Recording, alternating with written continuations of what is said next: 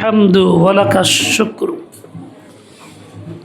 اللهم لا أحصي ثناء عليك أنت كما أثنيت على نفسك أما بعد فأعوذ بالله من الشيطان الرجيم بسم الله الرحمن الرحيم واتقوا فتنة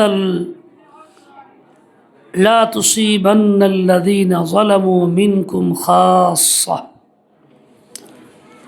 واعلموا أن الله شديد العقاب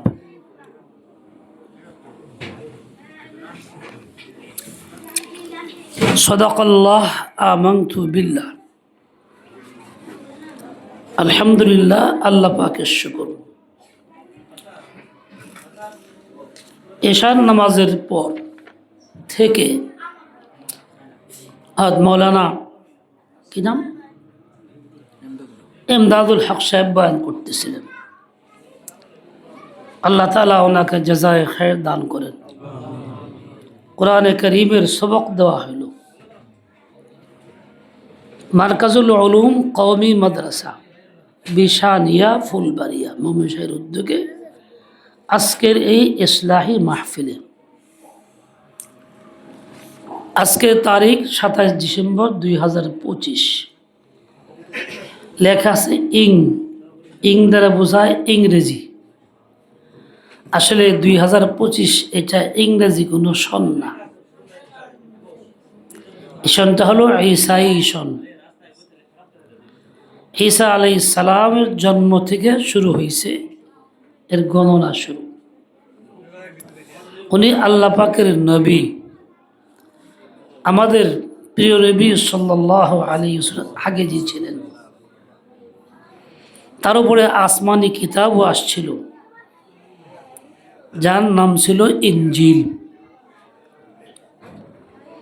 কাজেই তার থেকে শুরু হইলে এটা তো আমাদের সম্পদ। কেন আমরা ইংরেজদেরকে দিয়ে দিচ্ছি ধাক্কাই আছে? ইংরেজি সন বলতে কিছু নাই। এটা আমাদের সকলেরই সংশোধন হওয়া দরকার। বিষয়ে মাদ্রাসার কর্তৃপক্ষের সচেতন হওয়া দরকার, গতানুগতিক কিছু না হয়। এই জন্য আগামী থেকে লিখতে হবে ঈসাই সন। অনেক ওলামায়ে কেরামের নাম এখানে আসছেন, বয়ান করছেন। আল্লাহ তাআলা এই মজলিসকে কবুল করেন। পাশে অনেক মা বোনরাও আছেন, টের পাইছে তাদের কথাবার্তার দ্বারা অনেক বেশি কথা ওখানে হয়।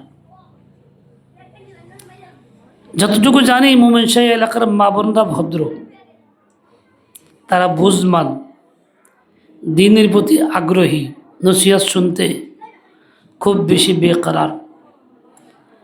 কাজেই এত কথার মাঝে নসিহত তারা কেমনে শুনবেন?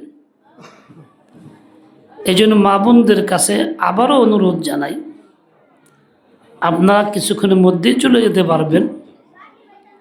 অল্প সময় বসবেন তো ধৈর্যের সাথে নিজের জীবনের পুঁজি বানানোর জন্য অন্যকে সময় দিয়ে নিজে না ঠকি। আল্লাহ পাক তৌফিক দান কবুল করে। এই মাদ্রাসার ফলাফল একটু আগে শোনানো হলো, পরীক্ষা উত্তীর্ণদের ফলাফল। এখানে যতগুলি শব্দ ব্যবহার করা হলো সবগুলি ইংরেজি। রেজাল্ট উমুক পিএ, এই সেই। মাদ্রাসার কোনো পরিভাষা না। মাদ্রাসার বৈশিষ্ট্য পরিভাষাকে বহাল রাখা জরুরি, কর্তব্য। আমাদের মাদ্রাসার পরিভাষা আছে, নাতাজ আছে, ফলাফল আছে, তার জন্য মান আছে, মুমতাজ আছে। এইসবগুলিকে বহাল রাখা, ওইটা বোঝার জন্য প্রয়োজনের সঙ্গে এই কথাটা ব্র্যাকেটে আসতে পারে আলোচনায়। কিন্তু দেখা গেল সবটাই ওইটা আমাদের মূল পরিভাষা মোটেই নাই। এটা নিজেকে নিজের স্বকীয়তার থেকে সরাইয়া দেওয়া। এভাবেই মানুষ ইংরেজদের প্রতি দুর্বল হয়, জাতীয়তা হারায় ফেলে। আমি কেন আরবিকে প্রবল করি না? আমি কেন তাদেরটা প্রবল করতেছি? যে মানসিক রোগ, এভাবেই জাতি ধ্বংস হয়ে গেছে। মনে করি ওদের কথা বললে মান বাড়ল, ইজ্জত বাড়ল। ওদের কথা মানও নাই, ইজ্জতও নাই। ইজ্জত মান তো আছে আল্লাহ নবীর অনুসরণ করার মাধ্যমে, দ্বীনের মাধ্যমে, তাকওয়ার মাধ্যমে। ইন্না আকরামাকুম ইনদাল্লাহি আতকাকুম। আমাদের একটা ব্যাপক রোগ হয়ে গেছে। ওই ভাষা শিখব, জানব, কিন্তু ওই ভাষায় নিজেকে বিক্রি করব না, ভাষার ছাইলাভ আমার উপরে না আসে। এটা আমাদের প্রত্যেকের, মাদ্রাসা কর্তৃপক্ষ হোক না হোক, প্রত্যেকেরই এর প্রতি খেয়াল রাখা জরুরি। আল্লাহ পাক আমাদেরকে তৌফিক দান করেন, কবুল করেন। আমি আপনাদের সামনে কি বলবো তা জানি না। আপনারা দোয়া করেন এমন কিছু কথা বলার তৌফিক আল্লাহ আমাকে দেন, যার মধ্যে আমারও ফায়দা হয়, আপনাদেরও ফায়দা হয়। কি দোয়া করবেন বলেন? আল্লাহ তৌফিক দান করেন। প্রথমে একটা কথা বলে নিই, আমি আজকে এশার নামাজ পড়াইছি ইমাম।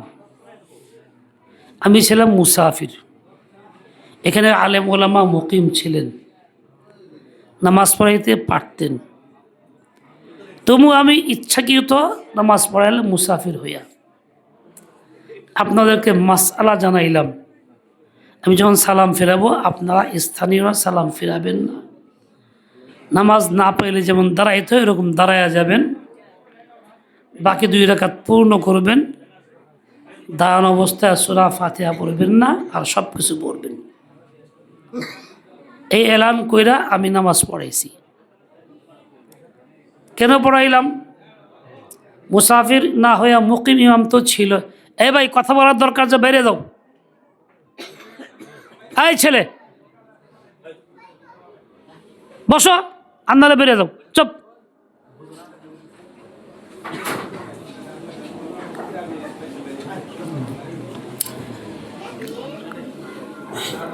এই যে একটা দ্বীনই একটা আহম মাসআলা, আমাদের মধ্যে এটা আমল আসে না, অনেকে জানি না। সংসারে কি হলো, এমনটা হলো কেন, এমনটা হলে ভালো হইতো। দ্বীনের একটা বিষয় জানা কত বড় গুরুত্বপূর্ণ কাজ। ইবনে মাজার রিওয়ায়াতের মধ্যে আসে, যার খুলাসা হলো এই, দ্বীনের একটা মাসআলা কেউ যদি জানে, আমল করতে পারুক বা না পারুক, তার জন্য 100 রাকাত নফল নামাজ পড়ার সওয়াব লেখা হবে। এই যে একটা বিষয় আপনাদের সামনে আলোচনা করলাম নামাজ শুরুর আগে, যাদের জানা ছিল না জানলেন, ঠিক তেমনি আমলও আনলেন আমার সঙ্গে। আমলে না আনতে পারলেও 100 রাকাত নফলের সব মিলত, আমলে আনতে পারছেন তো আরও বেশি হইল। এর দ্বারা কি আপনাদের ফায়দা হইল না ক্ষতি হইল? উপকার করলাম না অপকার করলাম? জানাইলাম, আমলও আনার চেষ্টা করলাম। কাজে এতে মন খারাপ করার কথা না, খুশি করার কথা? আলহামদুলিল্লাহ। কেউ যদি দ্বীনের একাধিক বিষয় জানে, কমস কম 3টা বিষয় জানলো, মাসআলা হোক ছোট, ফরজ পর্যায়ের না হোক, সুন্নত হোক, নফল হোক, তবু তার আমল নামায় 1000 রাকাত নফল নামাজের সব লেখা হবে। সে আমল করতে পারুক বা না পারুক, তার জীবনে আমলের সুযোগ আসেই নেই, বা ওই মুহূর্তেই আর সুযোগ ছিল না, তবু ওই জানার কারণে, শিখার কারণে তার আমল নামায় 1000 রাকাত নফলের সওয়াব হবে। এতে কি জানলে লাভ বেশি হবে না কম হবে? আপনি নফল শুরু করলেন, এলেম শিখলেন না, দ্বীনি বিষয় জানলেন না, কতক্ষণ পড়বেন না? 100 রাকাতে বললেন, কথার কথা বলছি, ক্লান্তি আসবে না? কিন্তু 3টা কথা শুনতে আর শিখতে ক্লান্তি আসবে? আসবে না। 3টা কথা শেখা কত আসান তার চাইতে। 100 রাকাত পড়ার পরেও 100 রাকাত পাবেন তার গ্যারান্টি নেই। কবুলযোগ্য হইল কিনা, ইখলাস ঠিক আছে কিনা, কোরআনে পাক সহি আছে কিনা। এই যে একটু আগে বাচ্চাদের পড়াইতেছিলাম, কোনো এক মুরব্বী পড়তেছিলেন ওয়াহলুল উকদাতান, উনি পড়ছেন ওয়াহলুল উকদাতান, পুরা বিপরীত হয়ে গেছে। ওয়াহলুল মানে খুলে দেন, জিব্বার গিরা। ওয়াহলুল মানে অন্য কিছু, খারাপ কিছু। তাহলে এই নিয়ে ইনার কোরআন সহি না, যিনি পড়লেন উনি 100 রাকাত নফল নামাজ পড়লেন, ফল কি হবে? নামাজ তো হবে না। তাহলে এই লোকটা নামাজ পড়েও বঞ্চিত, বরং তার মাথায় 100 রাকাত নফলের বোঝা জমবে। নামাজ শুরু করে ভেঙে দিছে। ভাঙছে কেমনে? ওযু নষ্টের মাধ্যমে না, কোরআনকে অশুদ্ধ পড়ার মাধ্যমে। আমার কথা কি আপনারা বুঝতেছেন? মা বোনরা বাড়িতে নামাজ পড়ে, ফরজও পড়ে, সুন্নতও পড়ে, নফলও পড়ে, অনেকের আগ্রহ তাহাজ্জুদও পড়ে। সে যদি কোরআন অশুদ্ধ পড়ে, তালিম গ্রহণ না করে, তাহলে অশুদ্ধ পড়ার দ্বারা রাকাতের সংখ্যা গোনা যাবে, কিন্তু একটাও আল্লাহর কাছে কবুলযোগ্য হবে না, প্রত্যেকটাই বাতিল হবে। যে কয় রাকাত পড়বে ওই কয় রাকাত তার জিম্মা কাজা ওয়াজিব থাকবে। পুরুষরাও ঠিক তাই, একই হুকুম, উভয়ের জন্য কোরআন শুদ্ধ করা ফরজ। এই যে একটা মেহনত চলছে, নুরানি ইত্যাদি মাদ্রাসা কায়েম হয়েছে, সারা দেশেই কমবে চলছে, এটা কি জন্য? উম্মতকে এই আযাব থেকে বাঁচানোর জন্য, এই ফিতনা থেকে বাঁচানোর জন্য, তাদের নামাজ শুদ্ধ করার জন্য, তাদের ঘাড়ে নামাজের পাহাড় জমে না থাকে। পুরুষদের ক্ষেত্রে একটু বাঁচার ব্যবস্থা সামান্যতম আছে। সেটা কি? সে যদি সত্যিকারের নামাজ কায়েম করে, 5 ওয়াক্ত নামাজ মসজিদে গিয়া জামাতে পড়ে, ইমাম সাহেবের পড়া সাধারণত সহি থাকে, সেই জন্য তার নামাজ ফরজটুকু না হয় হইল, ধরলাম।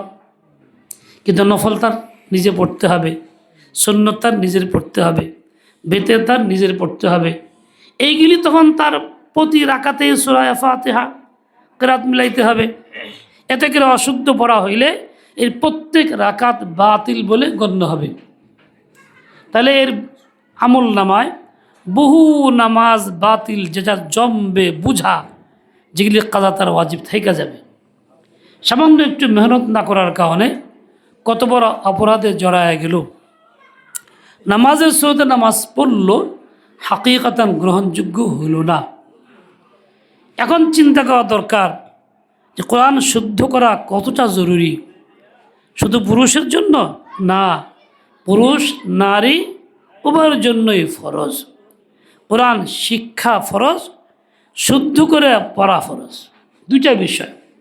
কোরআন শিক্ষা করা ফরজ, শুদ্ধ করে পড়াও ফরজ, একসঙ্গে দুইটা কাজ। অনেকে শিখি শুদ্ধ না, অনেকে শিখি নেই, অনেকে তো খবরই নেই। এই একটা ভুলের মধ্যে আমরা আছি। দেশ এবং জাতির মধ্যে অনেক সংখ্যক লোক এভাবেই নিজেকে ধ্বংস করতেছে। কোনো এক লোক দুষ্টামের ছেলে বলতো, যে হাদিসের কথা বলছি না, এই কথাটা, দুষ্টামের ছেলে একজন বলতো, সবাই জাহান্নামে যাবে। বলে কেমনে? কয়, দুই রকম মানুষ, কাফের আর মুসলিম। কাফের জাহান্নামে যাবে নিশ্চিত, এতে ইমান আনা নেই। মুসলিম ভেবে জাহান্নামে যাব। দুই অবস্থা, নামাজ পড়ে কিংবা পড়ে না। যে নামাজ পড়ে না সে জাহান্নামে যাবে, যে নামাজ পড়ে অশুদ্ধ ক্রম পড়ে ও জাহান্নামে যাবে। তো বাকি রইল কই? রসিকতার ছলে কথাটা বলতো সে, কিন্তু এই কথাটা চিন্তা করলে বাস্তব আছে কি না, এটা বাস্তব রূপ আছে। এই জন্য মা বোন সহ আপনাদের সকলের কাছে এই আবেদন থাকলো, এখন আর বসে না থাকি, আমরা যেন গুরুত্বের সাথে কোরআনে কারীম শিক্ষা গ্রহণ করি, শুদ্ধ করে পড়ি, চেষ্টা চালায় যাই। কে বলবেন যে আমি তো মরে যামগা, বয়স শেষ, ডেট ফেল, কে জানি কয় মেদোত্তীর্ণ, হ্যাঁ, এক্সপায়ার ডেট, ইংরেজিতে লেখে না এক্সপায়ার ডেট, মানে মেয়াদ শেষ, মেদোত্তীর্ণ বাংলায়।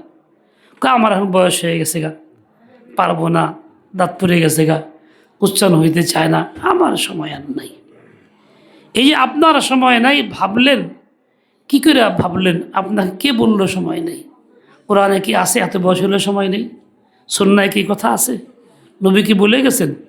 আপনার একজন শায়েখ আছে যার নাম শয়তান, সে বলছে যে সময় শেষ, তোমার আর লাগবে না।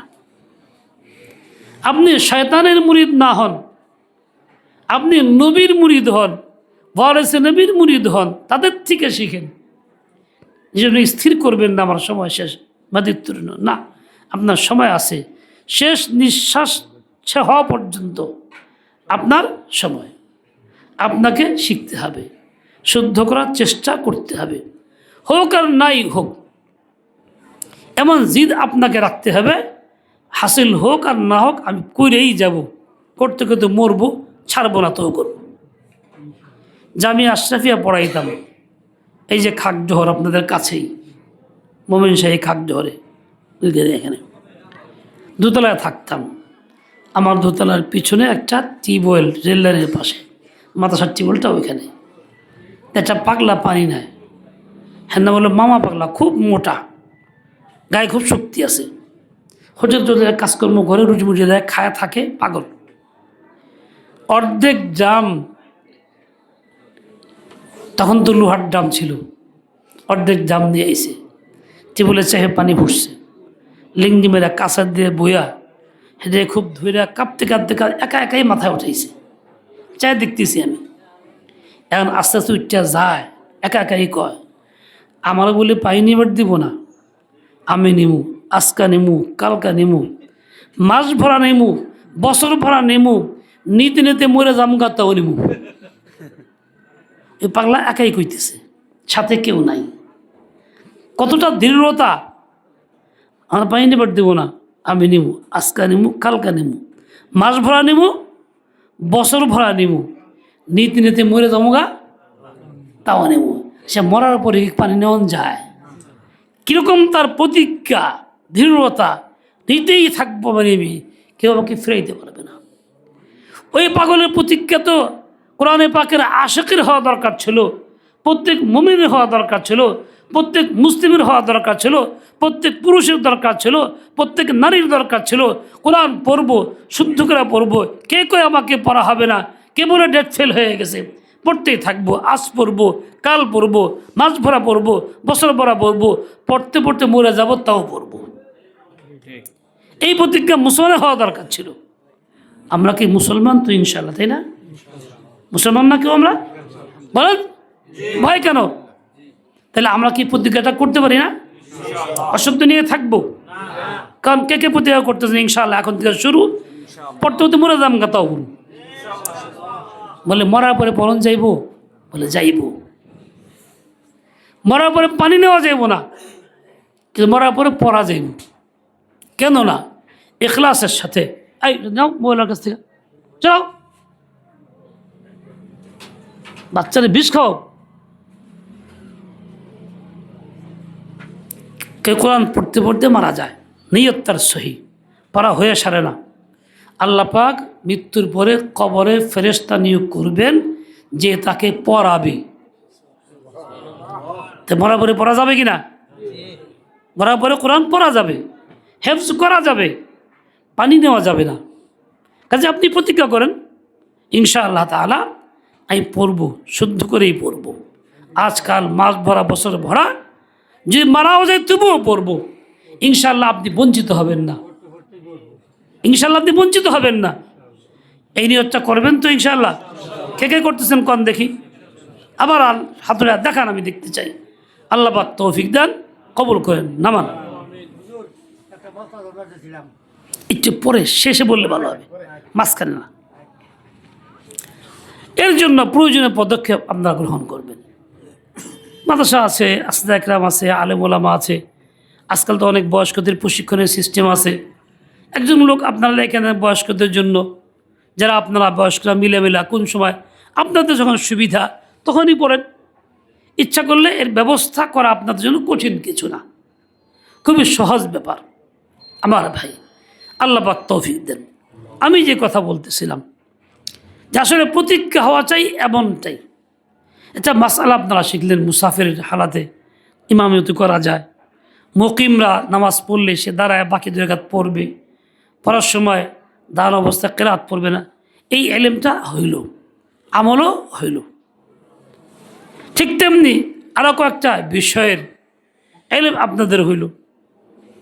আমি বলছি যে হাদিসে পাকে আসছে, দিনই একটা বিষয় শিখলে তার আমল নামায় একেবারে না হলেও 100 রাকাত নফল নামাজ আমল করতে পারুক না পারুক, কমপক্ষে 3টা হইলে আরও বেশি। আমি বিতের নামাজ পড়ছি সবাই আলহামদুলিল্লাহ। বিতের নামাজ 3 রাকাত। এই 3 রাকাতকে 3 তরিকায় পড়া যায়। আমি পড়ছি যে তরিকা, সেটা কি? সাধারণত এটা মানুষ আমল কম করে না।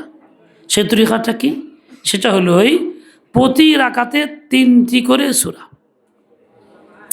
প্রথম রাকাতে 3 সূরা, সূরায়ে হুমাজা, সূরায়ে ফিল, সূরায়ে কুরাইশ। হাফেজ আলেমদের জন্য খুব সহজ ব্যাপার। যারা হাফেজ আলেম না তারাও এই সূরাগুলি পারে, ইচ্ছা করলে করতে পারে। দ্বিতীয় রাকাতে 3 সূরা, সূরায়ে মাউন, কাউসার, সূরায়ে কাফিরুন। তৃতীয় রাকাতে 3 সূরা, সূরায়ে নাসর, ইযা জা নাসরুল্লাহ, সূরায়ে লাহাব, তাব্বাত ইয়াদা আবি লাহাব, সূরায়ে ইখলাস। এই ছোটোখাটো সূরাগুলি বেশিরভাগ লোকের মুখস্থ থাকে। ইচ্ছা করলে যে কেউ এই আমলটা করতে পারে। আল্লাহ নবী কখনো কখনো বিতের নামাজ এইভাবে আদায় করছে। সব দিন না পারলেও মাঝে মধ্যে তো করা উচিত নবীর আমলটা। এটা এই জন্যই মুজাকারা করতেছি যে এটা একটা দিনই একটা বিষয়, এটাও আপনি শিখেন, এটাও আমলে আনেন।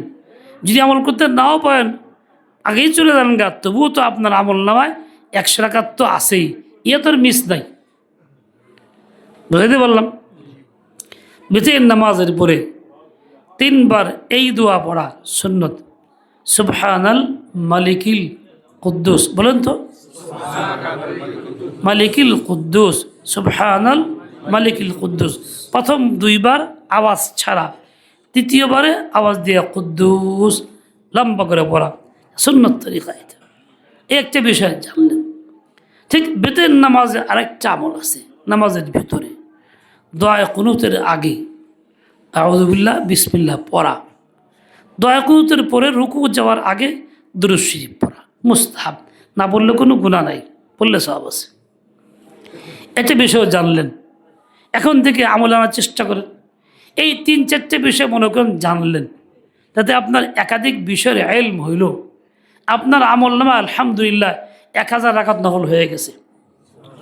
আপনি কি পারতেন এই সময় 1000 রাকাত নফল পড়তে? 2 রাতে পারতেন? 3 রাতেও পারতেন না। তাইলে কত লাভ হইল ইলম শিখার মধ্যে। এই যে মাদারিসগুলির মধ্যে বাচ্চারা আসে, পড়ে, ওরা শিখে, ওরা আমার আপনার মতো আমল বেশি করে না, নফল বেশি পড়ে না, ইশরাক চাষ পড়ে না। আর ছোটো বাচ্চা তো হাজ্জুদ তো পড়বেই না, ফরজই পড়া অত মুশকিল। তারপরে ওদের সব আমাদের চেয়ে অনেক বেশি, কেন ওরা সহি ইলম শিখতেছে। আমরা দৌড়ায় যা করতে না পারো, ওরা বয়ে বয়ে তাই করব। আমি যদি বসে বসে শুরু করে দিই, তা আমি ওদের মতো হইতে পারবো। এই জন্য জীবনটাকে চালাইতে হবে ইলমে দ্বীন হাসিল করার এই তলব নিয়ে। দেখেন, একটা পাক্কা নিয়ত করতে পারি যে আমি এখন থেকে চিন্তা করি, নিয়ত করতেছি প্রতিদিন 3টা কথা শিখব। আমল করতে পারি বা না পারি, প্রতিদিন 3টা কথা শিখব। এরকম নিয়ত করা যায় না ইচ্ছা করলে? দেশে তো আলেম ওলামা কম না আলহামদুলিল্লাহ। মোমিন শাহীতে কারো কাছে গিয়ে শিখলাম। সবচেয়ে ভালো হবে আলেম কাছে না পাইলে বা পাইলেও বেহেশতি জেওয়ার একটা কিতাব আছে, এটা বাংলা আছে। এই কিতাবটা সংগ্রহ করবেন, ঘরে রাখবেন, নিজেও পড়বেন, ঘরে তালিম করবেন। সকাল সন্ধ্যায় 2বার হলে ভালো, না কমাস করে 1বার। তার মধ্যে ইমানের আলোচনা আছে, ইমান ভাঙ্গে কি দিয়া তা আছে, কোন আকিদা থাকলে ইমান থাকবে তা আছে, শিরকের কথা আছে, কুফরের কথা আছে, নামাজের মাসাইল আছে, হিদায়াত আছে। আমার পুরা জীবনটার যত কাজকর্ম সব মোটামুটি সব দিকেরই হেদায়তের দিক নির্দেশনা তার মধ্যে আছে। কোন কাজটাকে কেমনে আঞ্জাম দিতে হবে, এমনকি মাদ্রাসাগুলির মধ্যেও তালিম হওয়া দরকার। কারণ মাদ্রাসাতে বাচ্চা বয়সে কিতাবটা পড়া হয়, তখন তার বুঝের সময় হইয়া সারে না, পরে মনেও থাকে না। এই জন্য দর্শে থাকলেও সকাল সন্ধ্যায় কিংবা যে কোনো 1বার হোক, 2টা মাসলা, 3টা মাসলা, 1টা মাসলা, ধারাবাহিক তালিম হওয়া দরকার। এর দ্বারা ওই কথাগুলি বারবার কানে পড়বে, আমলে আসবে, বুঝে আসবে। আমার ভাই, প্রত্যেক মাদ্রাসাওয়ালাদের চিন্তা করা দরকার, প্রত্যেক মসজিদের এই তালিম হওয়া দরকার, প্রত্যেক মুসলিমের ঘরে তালিম হওয়া দরকার। আপনারা ইচ্ছা করলে এই কাজটাও তো করতে পারেন, না পারেন না? পারেন না ইচ্ছা করলে? খুব বেশি দাম না, 200-300 টাকাই দাম হবে সর্বোচ্চ, প্রথম খণ্ডের সর্বোচ্চ 300 টাকাই দাম হবে। কিন্তু ফায়দা এত বড়, দেখবেন অনেক বিষয়ের সমাধান আপনি ঘর থেকেই পেয়ে যাবেন। আল্লাহ পাক রব্বুল আলামিন হিম্মত দেন, তৌফিক দিয়ে দেন। ভাইরা আমার, আমাদের সবচেয়ে কোন কাজটা বেশি জরুরি বলেন তো? কোনটা বেশি জরুরি? কোন আমলটা সবচেয়ে বেশি জরুরি? কোন দেখি? ইমান, ইমান, ইমান, ইমান। বলেন কোনটা? ইমান। ইমান হলো সবার আগে। ইমান থাকলে যাব বাগে, বাগে মানে জান্নাতে। সবচেয়ে গুরুত্বপূর্ণ বিষয় হলো ইমান। ইমান যদি না থাকে, আমলের বোঝা ঢের থাকে, সব বেকার, জাহান্নামী। আর ইমান যদি থাকে, আমল কম থাকলেও জান্নাতি। আপনারা চেনেন মুনাফিক শব্দটা, শুনছেন? মুনাফিক রসুলের সঙ্গে মদিনায় বসবাস করত, রসুলের পিছনে 5 ওয়াক্ত নামাজে শরিক হইত। কিন্তু মুনাফিক জান্নাতি না জাহান্নামী? সর্বসম্মতিক্রমে কোরআনে এই কথা আছে, হাদিসে আছে, ইন্নাল মুনাফিকিনা ফি দারকিস আসফালি মিনান নার। মুনাফিক জাহান্নামী। কেন জাহান্নামী? বলে ইমান নাই। দাবি আছে ইমানের, ভিতরে কি নাই? বলেন। উপরে ইমান দাবি আছে, ইমানের ভিতরে থাকছে ইমানের সঙ্গে, ইমানদারদের সাথে, নবীর সাথে, নামাজ নবীর পিছনে, কিন্তু প্রত্যেকে জাহান্নামী, কোনো ছাড় নাই। ইন্নাল মুনাফিকিনা ফি দারকিল আসফালি মিনান নার। কোরআন কিয়ামত পর্যন্ত চলবে, আয়াতটাও এরকমই চলবে কিয়ামত পর্যন্ত। কোরআনের মধ্যে আয়াতটা বহাল। আচ্ছা, এদের ইমান ছিল না, জাহান্নামী। আমি আপনি যদি এই যুগেও ইমান না রাখি, পোশাক পরিচ্ছদ ঠিক রাখি, পরিবেশ ঠিক রাখি, আলেমের সোহবতে যাই, তাবলীগের সময় লাগাই, অন্য কোনো নেকির কাজের মধ্যে অংশগ্রহণ করি, কিন্তু ইমান ঠিক নাই, তাতে আমার দশা আর মুনাফিকের দশা এক হবে না? কথা কন না কেন? এক হবে, বেশ কম হবে না। ইমান আমার আছে কি নাই বুঝবো কি দিয়া? সহজ ব্যবস্থা করুন। ইমান গ্রহণযোগ্য হওয়ার জন্য শর্ত হইল কুফুরকে ঘৃণা করা, কুফুরকে, শিরককে ঘৃণা করা। যত কবিরা গুনাহ আছে, কুফুর শিরকেরই শাখা প্রশাখা, সব কিছুকে ঘৃণা করা। কুফুর এবং শিরক যদি ঘৃণা বস্তু না হয়, ঘৃণা না করা হয় দুইটাকে, তাহলে মুখ দিয়া লা ইলাহা ইল্লাল্লাহ পড়বেন, গ্রহণযোগ্য না। আশহাদু আল্লাহ ইলাহা সাক্ষী দেবেন, গ্রহণযোগ্য না। আগে কুফুরকে ঘৃণা অন্তরে করতে হবে। এই জন্য ইমাম আহমদ রহমতুল্লাহ আলাইহি বলতেন, ইমানের জন্য শর্ত হইল আগে কুফুর থেকে তাওবা করা, ঘৃণা করো, ফেলে দাও, তারপরে কালিমাটা পড়ো, তবেই হবে ইমান। লা ইলাহা ইল্লাল্লাহু মুহাম্মাদুর রাসূলুল্লাহ। তুমি ওগুলি ঘৃণা করলা না, কালিমা পড়ে গেলা। এখন তাহলে কি হবে? ইমান গ্রহণযোগ্য হইল না। নামাজ পড়লা, রোজা করলা, কোরআন পড়লা, পর্দা করলা, অন্যান্য আমলও কম বেশি করলা, ইমানটাই তো মূল নাই, গ্রহণযোগ্য হইল না, বাদ হয়ে গেল। এই জন্য আসল কাজ হইল ইমান। ইমান কবুল হবে তখন যখন কুফরের প্রতি ঘৃণা পয়দা হবে। আমাদের সমাজে বর্তমান সময়ে যে দেশে বসবাস করি, এদেশের নাগরিক আমরা, এদেশের আইনকানুন মানতে বাধ্য, মানি, এর বাইরে যাইতে পারি না, অপারগ আমরা। কিন্তু এর প্রত্যেকটা আইন কোরআন বিরোধী, ইসলাম বিরোধী, ইমান বিরোধী, প্রত্যেকটা আইন কুফরি। যে কয়টা আছে যা দিয়া যত রকম বিচার আচার দেশ শাসন চলে, সবগুলি কুফরি আইন। ব্রিটিশ সময় এটা ছিল, ওই পাকিস্তান হলো এটাই ছিল, বাংলাদেশে ওইটাই আছে, শুধু উপরের নাম বদলাইছে।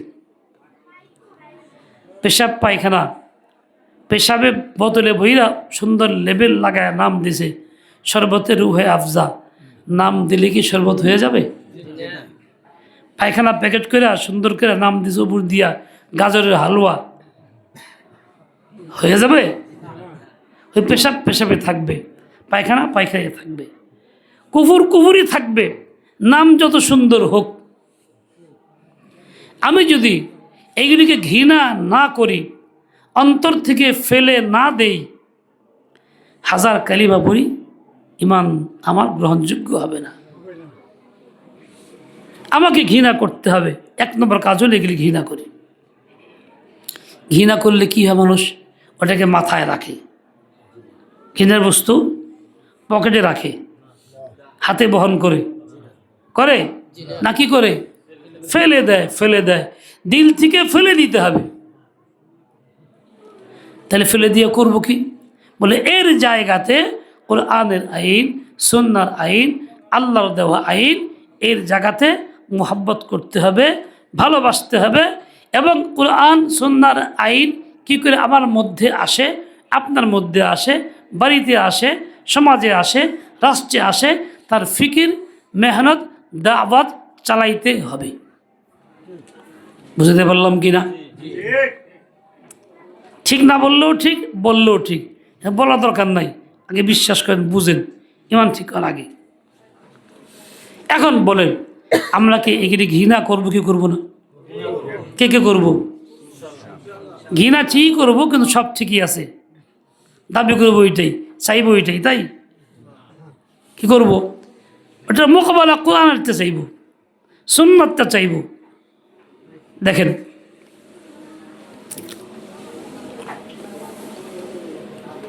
দুই বন্ধু এক জায়গায় চলছে, রসিকতা, একজনে বিড়ি খায়, একজনে খায় না।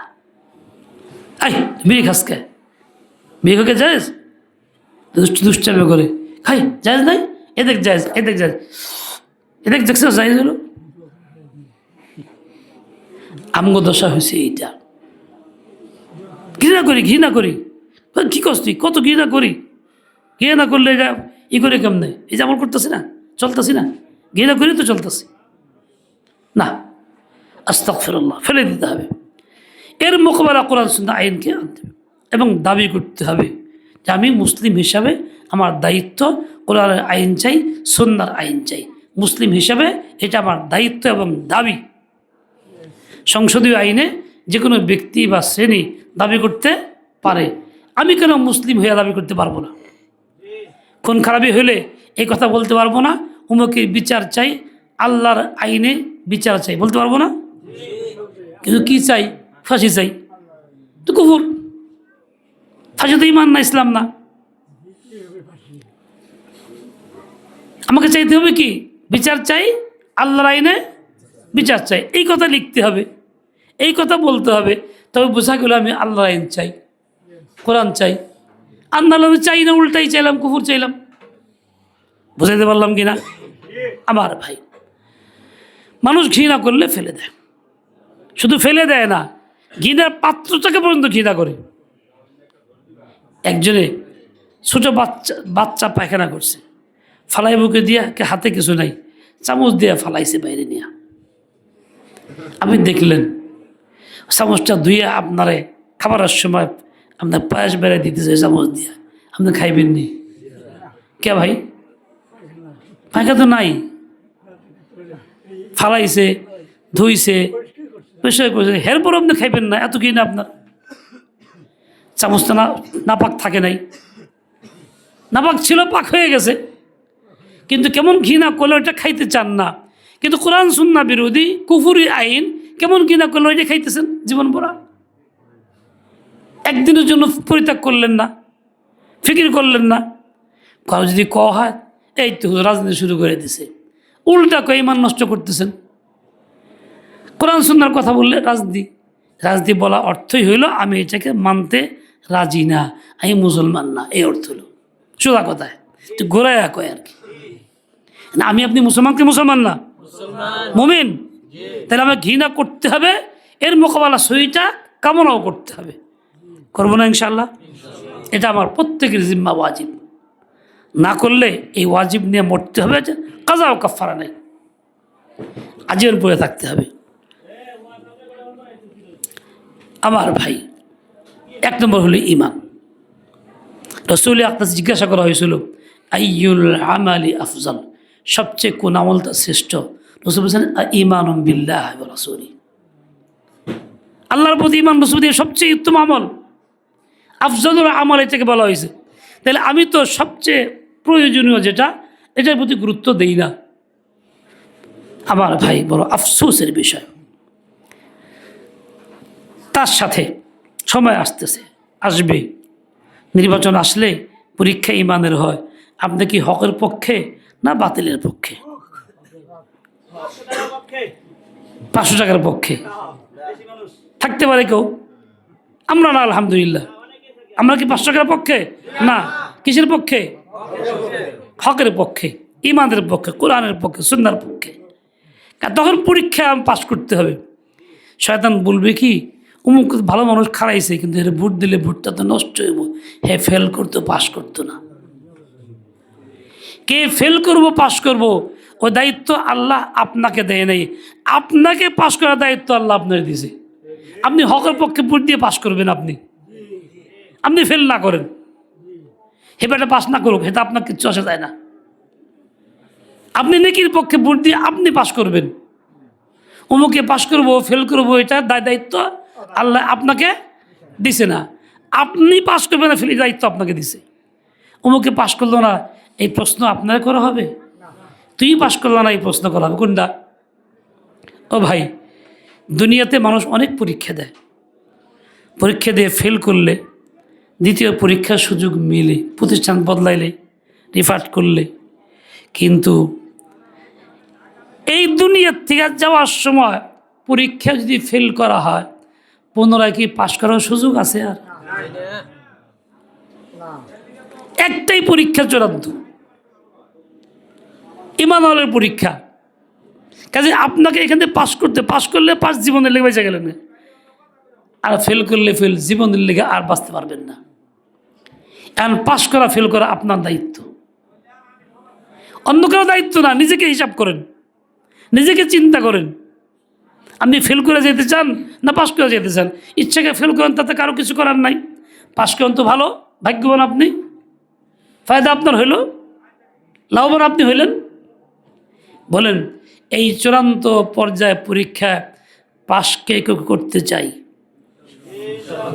তাহলে ইমানের পক্ষে আসি এবং থাকবো, কুফরের পক্ষে নাই এবং থাকবো না, এই না কথা।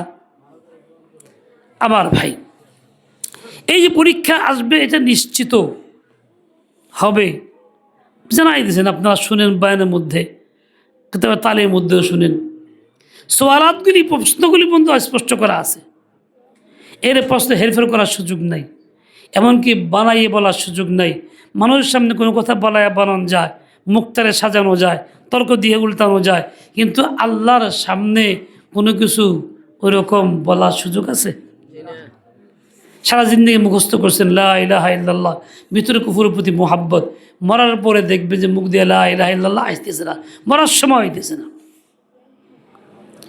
এক বেচার দোকানদার টিয়া পালতো, টিয়া পাখির খুব কথা শিখাইছে, দ্রব্যমূল্য শিখাইছে, সালাম শিখাইছে, জব শিখাইছে, সুবহানাল্লাহ, আলহামদুলিল্লাহ, কালিমা সবই শিখাইছে। মানুষ আসতো, টিয়া কথা বলতো, মানুষ তো খুব মজা পাইতো।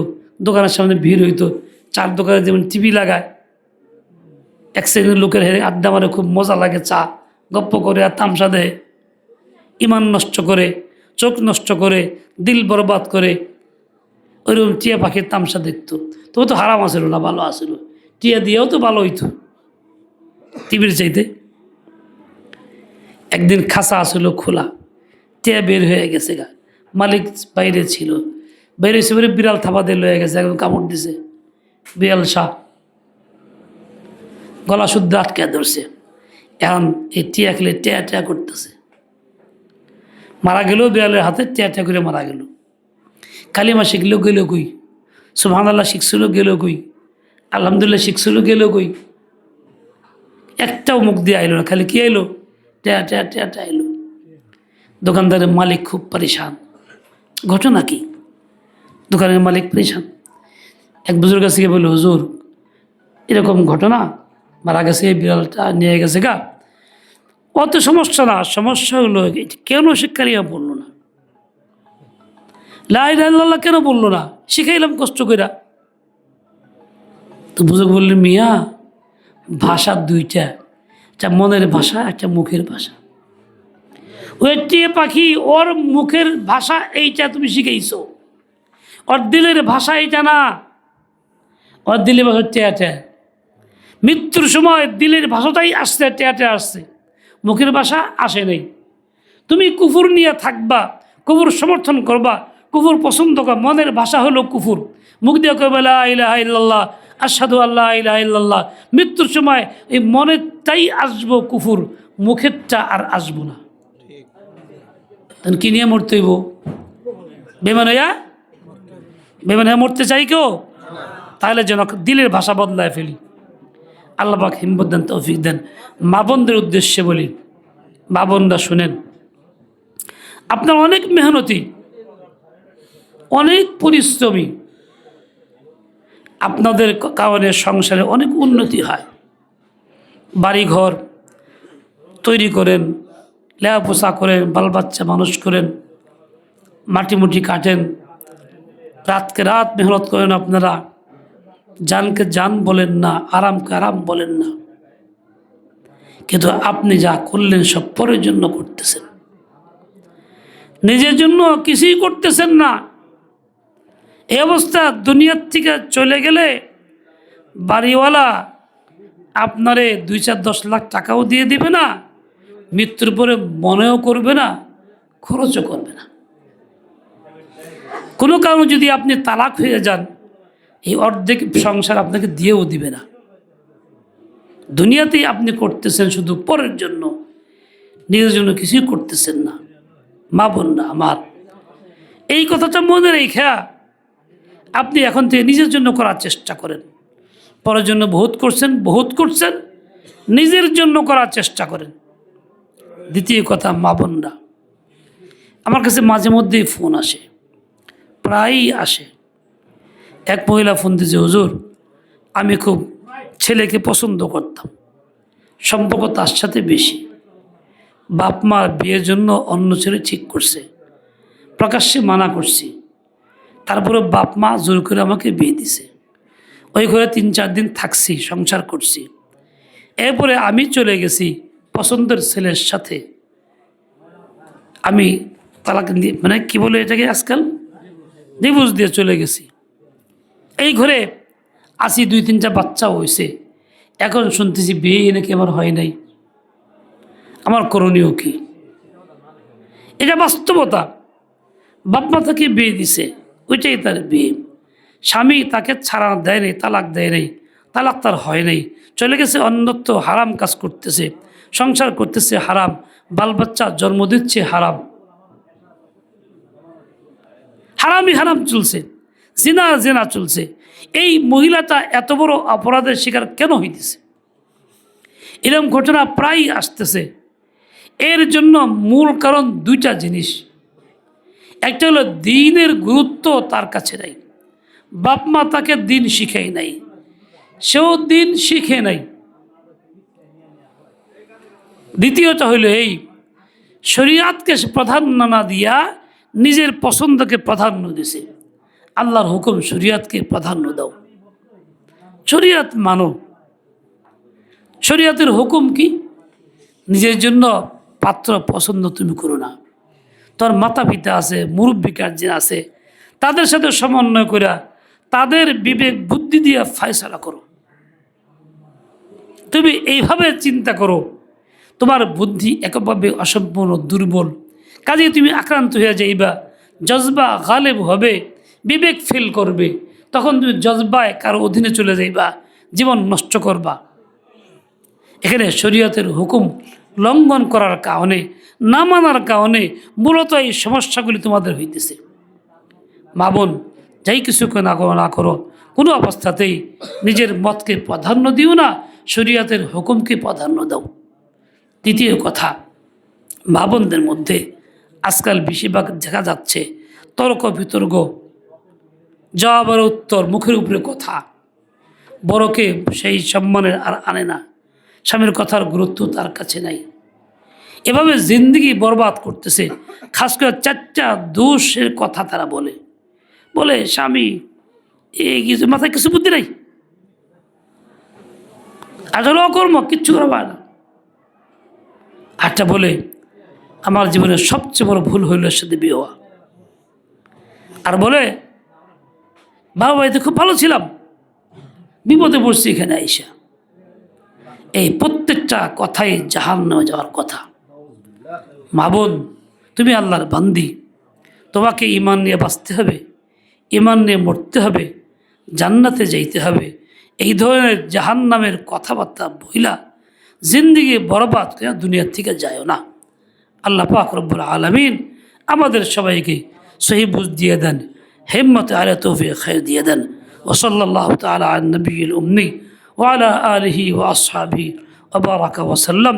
সুবহানাকাল্লাহুম্মা ওয়া বিহামদিক, আশহাদু আল লা ইলাহা ইল্লা আনতা, আস্তাগফিরুক ওয়া আতুবু ইলাইক। বাংলাদেশ খেলাফত মজলিস মাওলানা মাহমুদুল হক সাহেবের সালাম নিন, দাওয়াত গ্রহণ করুন। তাদের